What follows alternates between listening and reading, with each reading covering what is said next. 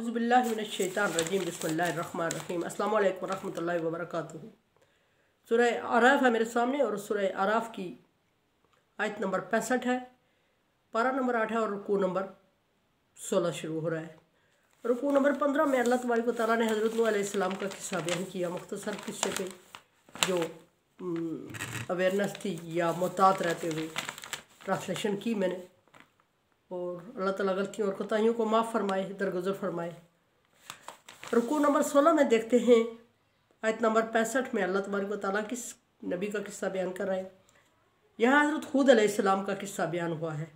हज़रत हूद अलैहिस्सलाम कौम आद की तरफ पैगंबर बनाकर भेजे गए। हज़रत हूद अलैहिस्सलाम कौम आद की तरफ पैगंबर बनाकर भेजे गए। आद कौम मुशरिक थी, बुतों की पूजा करती थी, बल्कि एक ही बुत की पूजा में लगे हुए थे, और बड़ी नंबर और नॉमिनेटेड कौम थी। और उसका इम्तियाज़ ये था कि वो दरख्तों से भी बड़े उनके लोगों के कद होते थे और लंबी उम्र पाते थे, तवील उम्र होते थे। ये साम की औलाद में से थे और इनका 8वें पुश्त में सिलसिला नस्ब जाके हज़रत नूह अलैहिस्सलाम से मिलता है, हूद अलैहिस्सलाम का। और हूद अलैहिस्सलाम की हज़रत नूह अलैहिस्सलाम ने हूद अलैहिस्सलाम की पेशनगोई दे दी थी कि मेरे बाद मेरी नस्ल में से एक पैगंबर और आएगा। अल्लाह तबारक व तआला ने इनको कौम आद की तरफ भेजा।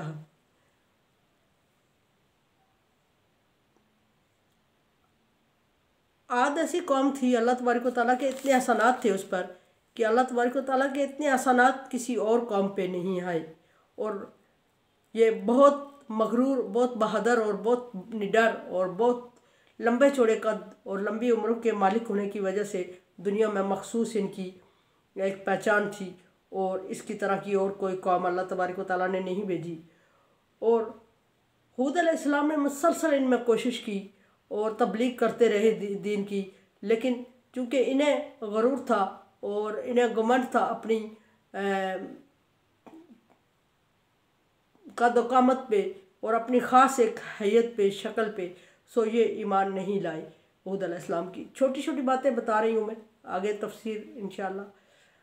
अब हूद अलैहिस्सलाम को ना मानने की वजह से इस कौम पर अजाब आया। किस चीज़ का अजाब आया था इन पर? अल्लाह तबारक व तआला ने पहले तो कैद साली का अजाब भेजा, और कैद साली ये थी कि पूरे 3 बरस तक अल्लाह तबारक व तआला ने उन पर बारिश का कतरा नहीं बरसाया और खुश्क साली हो गई थी। और फिर अचानक एक स्याह बादल का टुकड़ा नमोदार होता है और ये सारे बहुत खुश हो जाते हैं। 3 साल बाद इन्होंने सोचा कि अल्लाह तबारक व तआला हम पे मेहरबान हो रहा है और हम पे बारिश बरसने लगी है। ये सारे उस बारिश के बादल के टुकड़े के नीचे जमा हो गए थे, कौम पूरी। हूद अलैहिस्सलाम चूँकि नाकाम होके उससे अपने मानने वाले चंद अफराद को लेके पहले ही वहाँ से हिजरत कर चुके थे अल्लाह के हुक्म से, ये लोग जाके उस टुकड़े के नीचे बैठ जाते हैं और समझते हैं बादल होने लगे हैं। तो इतनी ज़ोर की आंधी चली इन पर, और ये आंधी 8 दिन और 7 रातें मुसलसल चलती रही। और इतनी खौफनाक आंधी थी कि बाद मुफक्रीन ने लिखा है कि एक भारी भरकम ऊँट को उठा के ऊपर बहुत ऊंचाई पे ले जाती और धड़म से नीचे ज़मीन पे मार देती थी। सारे ऊँट इस तरह उनके मरे। और ये कि एक सुरंग बनी हुई थी। एक बाज़ किस्से में आता है कि हूद अलैहिस्सलाम की कौम में एक बूढ़ी अम्मा थी, जब अजाब आया वो उस सुरंग में घुस गई थी। जब वो उस सुरंग में घुस गई तो उसके अंदर तक हवा चली गई और उसने उसको उठा के बाहर निकाला। और फिर जब उन पर बारिश बरसी तो वह आसमान से आग बरसना शुरू हो गई थी हूद अलैहिस्सलाम की कौम पर, और शदीद बारिश हुई। और सारी कौम इसमें जो हूद अलैहिस्सलाम पर लोग ईमान लाए थे उनको लेके तो हूद अलैहिस्सलाम वो बस्ती छोड़ चुके थे, बाकी सारी कौम तबाह हो गई थी इस आंधी में और इस आग के बरसने में। और कोई एक भी इंसान नहीं, कोई ज़ीरो चीज़ बाकी नहीं रही। और सारी जो उनकी ज़मीनें, खेत, बागात थे वो भी सारे तबाह बर्बाद हो गए थे, और वो यानी कि नामो निशान उनका कौम का मिट गया था उसका। और वो इतने बड़ी कौम थे, कुरान पाक में आगे आयत आएगी, अल्लाह तबारक व तआला फरमा रहा है कि इस तरह पड़े हुए थे जैसे दरख्त जड़ों से उखड़े हुए पड़े हैं। इतनी बहादुर और इतनी ब्रेव कौम थी, लेकिन अल्लाह तबारक व तआला के सामने चूँकि कोई बहादुरी और कोई ब्रेवनेस कोई चीज़ मानी नहीं रखती, सो उन्होंने अपने पैगम्बर की नाकदरी की और पैगम्बर को जुटलाया और अजाब हुआ। अल्लाह तबारक व तआला फरमा रहे इला आदिन अहाहुम हूद, और कौम आद की तरफ हमने हदायत का इंतज़ाम किया और उन्हीं में से उनका भाई यानी यहाँ सगा भाई तो पूरी कौम का एक बंदा नहीं हो सकता, भाई से मुराद उन्हीं के अंदर रहने वाला, उन्हीं में से एक बंदा भेजा जिसका नाम उसी पे मैंने वही नाजल की और उसको पैगम्बर मखसूस किया उनके लिए और हदायत का ज़रिया बना के भेजा और उसका नाम हूद था। और हूद अलैहिस्सलाम ने कोई नराली बात नहीं की थी अपनी कौम से, जितने भी पैगम्बर आए सब ने पहले तौहीद की दावत दी। हूद अलैहिस्सलाम भी यही फरमा रहे हैं अपनी कौम से, या कौमी इबुदुल्लाह, ऐ मेरी कौम सिर्फ़ अल्लाह की इबादत करो, क्योंकि हूद अलैहिस्सलाम की कौम बुत परस्ती में मुब्तला थी उस वक्त। तो अल्लाह तबारक व तआला एक देखें शान इंसान की कि अल्लाह तबारक व तआला ने उनको बड़े दरख्तों जैसे कद दिए थे और इतनी लंबी उम्रें, इतनी फ़हम और फरासत और इतनी आला किस्म की सलाहियत दी थी, लेकिन इस चीज़ में वो ज़ीरो पे चले जाते हैं कि एक बुत की पूजा कर रहे हैं। वो बुत जो उनके सामने कोई मानी नहीं रखता, जो उनके सामने चल फिर नहीं रख सकता, जो उनसे बात नहीं कर सकता, जो उनके सामने गिरता चलता नहीं है। फरमाया कि या मेरी कौम सिर्फ़ अल्लाह की इबादत करो, यानी कि कहने का मतलब यह है कि ये बुत तुम्हारे कोई काम नहीं आएगा और ये इबादत के लायक नहीं है और ये चल फिर नहीं सकता, ये तुम आपकी बात नहीं सुन सकता, ये आपके लिए मुश्किल और आसानी नहीं कर सकता, फिर तुम लोग इसकी इबादत क्यों कर रहे हो। मालकुम मिन इलाहिन गैरहू, तुम्हें क्या हो गया है कि समझ नहीं आ रही है कि अल्लाह के अलावा तुम किसी और की पूजा में लगे हुए हो। ये कोई बहुत अजीब सी बात है आपके लिए। और हूद अलैहिस्सलाम कह रहे हैं कि मुझे समझ नहीं आ रही है कि इतनी सलाहियतें अल्लाह तबारक व तआला ने आपको दी और उसके बावजूद आप एक बुत के सामने सजदा सरनुगो हो रहे हैं। अफला तत्तकून, क्या तुम्हें अल्लाह से डर नहीं लगता। नूह अलैहिस्सलाम के अल्फाज, हूद अलैहिस्सलाम के अल्फाज हैं ये, क्या तुम्हें अल्लाह तबारक व तआला से डर नहीं लगता ऐसा करते हुए। काल मलाउल्लज़ीना कफरू, और हूद अलैहिस्सलाम की जो लोग इनकार करते थे, काफर थे, और हूद अलैहिस्सलाम को जवाब दे रहे हैं। उनकी कौम में बड़े थे, सरदार थे और उन्हें अपने आप पे बहुत गुरूर था, फ़ख्र था, घमंड था, और वो हूद अलैहिस्सलाम से मुज़ाकरात कर रहे हैं। मुज़ाकरा यहाँ आ रहा है और वो हूद अलैहिस्सलाम से कहते हैं इन्ना लनराका फ़ी सफ़ा, हम समझ रहे हैं कि तू बेवकूफ़ है। क्यों बेवकूफ़ है। अब एक बंदा उनको अल्लाह तबारक व तआला के दीन की तरफ दावत दे रहा है और वो बुत की पूजा कर रहे हैं और बड़ी बासलाहियत कौम भी है, और अल्लाह तबारक व तआला ने उन्हीं में किया, उनकी हदायत के लिए उन्हीं में से एक बंदे को मखसूस किया और उस पर वही नाज़िल की और दीन और शरीयत नाज़िल की। लेकिन जब वो बंदा उनको दीन की तरफ, शरीयत की तरफ बुला रहा है तो वो उसको जवाब क्या दे रहे हैं कि तू बेवकूफ़ है, अहूद तू बेवकूफ़ है।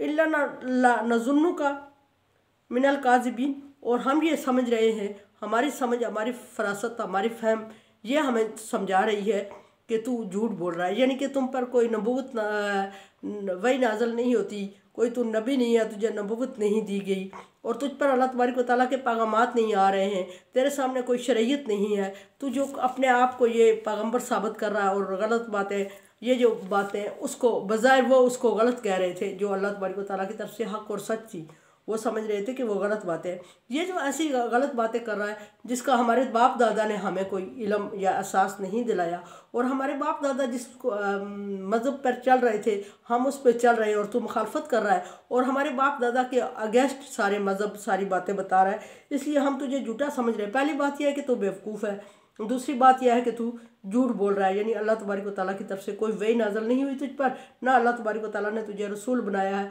ना नबूवत अता की है, ये सिर्फ तेरे कहने की बातें हैं। काला या कौमी, तो मुज़ाकरात है। आगे हूद अलैहिस्सलाम जवाब देते हैं कि ऐ मेरी कौम, ले सभी सफ़ा, मैं बेवकूफ़ नहीं हूँ। ये मुज़ाकरात हैं, डायलाग है। हूद अलैहिस्सलाम कहते हैं ऐ मेरी कौम, मैं बेवकूफ़ नहीं हूँ। एक बड़ी अचंभे की बात यह है कि एक इंसान को अल्लाह तबारक व तआला पैगम्बर बना के भेजता है, इतना बड़ा स्टेटस देके, और उस कौम का ये हाल है कि वो उसको बेवकूफ़ और पागल कहती है। और वो पैगम्बर जो अल्लाह तबारक व तआला बना के भेजते हैं, बड़ी दुख की बात यह कि वो पैगम्बर अपनी सफाई पेश कर रहा है और सफाई पेश करते हुए कह रहा है कि मेरी कौम, मैं बेवकूफ़ नहीं हूँ और मैं झूठ भी नहीं बोल रहा हूँ। वलाकिन्नी रसूल मिन रब्बिल आलमीन, मैं रसूल हूँ और उस रब की तरफ से भेजा गया हूँ जो तमाम जहान का रब है, यानी तमाम जहानों को पालने वाला है।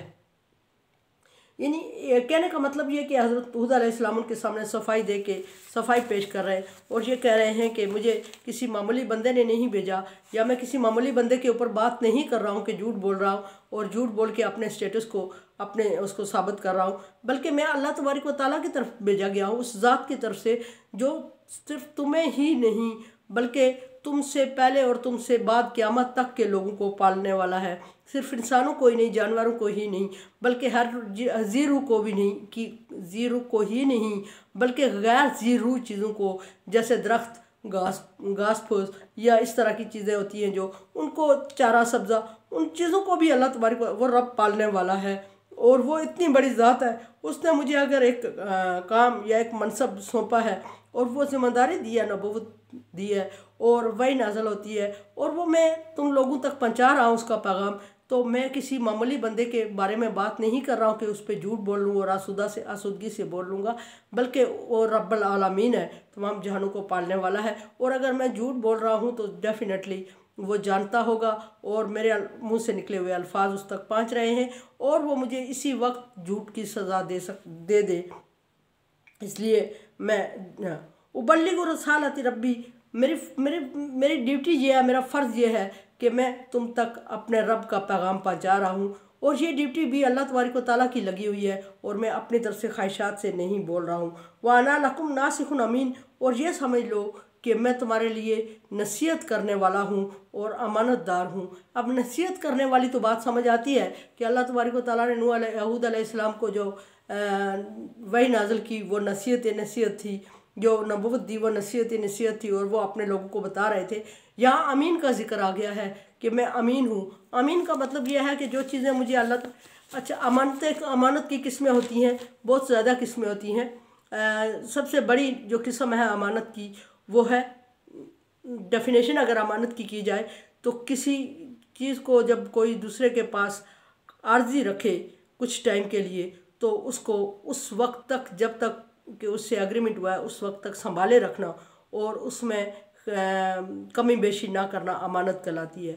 अमानत की सबसे जो बड़ी किस्म है वो वही है जो पैगम्बरों पे नाज़िल हुई और उस पैगाम को, अल्लाह तबारक व तआला का पैगाम है और उस पैगाम को एज़ इट इज़ बंदों तक ट्रांसफ़र करना, ये बहुत बड़ी अमानत है। और इसमें अगर ज़रा भर भी, और ये बहुत पेचीदा अमानत है, इसमें अगर ज़रा भर भी हेर फेर हो गया, बात कमी बेशी हो गई तो अमानत में ख़यानत हो जाएगी। और अमानत की सबसे जो छोटी किस्म है वो है जो हम आपस में आर्जी एक दूसरे के पास चीज़ें रख लेते हैं कि मेरी इस चीज़ की इस टाइम तक हिफाजत कर लीजिएगा, वो होती है अमानत। उसकी भी हिफाजत ज़रूरी है, नहीं तो ख़यानत हो जाती है। उसको भी इस्तेमाल करने की ज़रूरत नहीं है मालिक की इजाज़त के बगैर, उसको भी उस वक्त तक मुकम्मल, जब तक कि आपकी बात एग्रीमेंट हुआ है उस वक्त तक वापस उसके मालिक तक पहुंचाना होता है। और अगर उस वक्त तक ना पहुंचाई जाए तो ख़यानत हो जाती है और उसको भी मालिक की इजाज़त के बगैर इस्तेमाल नहीं किया जाता। यहाँ नूह अलैहिस्सलाम की अमानत की बात आ रही है। यहाँ हूद अलैहिस्सलाम फरमा रहे हैं कि मैं अमीन नासिखुन, मैं नसीहत करने वाला हूँ और अमीन हूँ। अमीन का मतलब ये कि अल्लाह तबारक व तआला की तरफ से अमानत मेरे सुपर्द की गई है, उसको जिस तरह अल्लाह तबारक व तआला ने मेरे सुपर्द किया एज़ इट इज़ आप तक पहुंचा रहा हूँ, ज़रा बराबर ख़यानत नहीं कर रहा हूँ। और ये किसी मामूली बंदे की, किसी मामूली हस्ती की अमानत नहीं है कि मैं इसमें कमी बेशी करके अपने आप को बचा लूँगा, बल्कि वो रब्बुल आलमीन है जो तमाम जहानों का रब है, उसने मुझे ये ज़िम्मेदारी सौंपी है। मेरे चैनल को आप सब्सक्राइब कर रहे हैं, thank you so much. Like dislike as you like, मेरे लिए दुआ किया करें। ला खौफुन अलैहिम वला हुम यहज़नून में कर दिया।